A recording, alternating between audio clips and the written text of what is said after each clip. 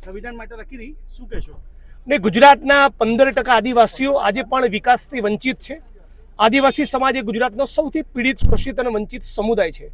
આ વંચિત સમુદાયને ન્યાય મળે એક નાગરિક તરીકે આપણા બધાનું કર્તવ્ય હોવું જોઈએ. અને કોંગ્રેસ પાર્ટીના નેતૃત્વમાં આજે જે આદિવાસી સમાજના ન્યાય માટે જે સંવિધાન સંમેલન યોજાયું, એમાં રાહુલજી જે પ્રમાણેની વાત કરી કે આરએસએસ અને બીજેપીના માણસો એ આદિવાસી સમાજની આદિવાસી તરીકેની ઓળખને ખતમ કરી એને વનબંધુમાં કે વનવાસીમાં ખપાઈ દેવા માંગે છે. વર્ષોથી આદિવાસી સમાજ એ હાસ્યમાં તો ધુકાયેલો છે. આ જાણે પીડા ઓછી હતી એમ વિકાસના કહેવાતા મોટા મોટા પ્રોજેક્ટના નામે આદિવાસી સમાજે પોતાના જળ, જમીન, જંગલથી બેદખલ કરવામાં આવે છે.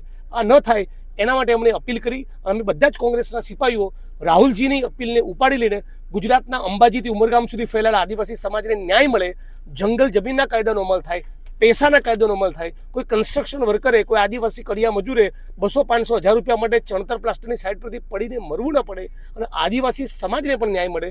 આ ગુજરાત એ ફક્ત પૂંજીપતિનું નહીં, દલિત, આદિવાસી, ઓબીસી, વંચિતોનું પણ બની રહે, એના માટેની આજે વાત કરવામાં આવી. આજે રાહુલજીએ એપ્સ્ટીન ફાઇલ અને અદાણીના કારણે નરેન્દ્ર મોદીએ જે કોમ્પ્રોમાઇઝ કરવો પડ્યો છે, નરેન્દ્ર મોદીનું કાંડું મરડી રહ્યા છે ડોનાલ્ડ ટ્રમ્પ, અને એના પગલે જેમને નીતિઓમાં સહી કરવી પડી છે, એ નીતિઓના કારણે ગુજરાતના દેશના ખેડૂતો, શ્રમજીવીઓ, નાના વેપારીઓ અને મેન્યુફેક્ચરર બધા ખતમ થશે.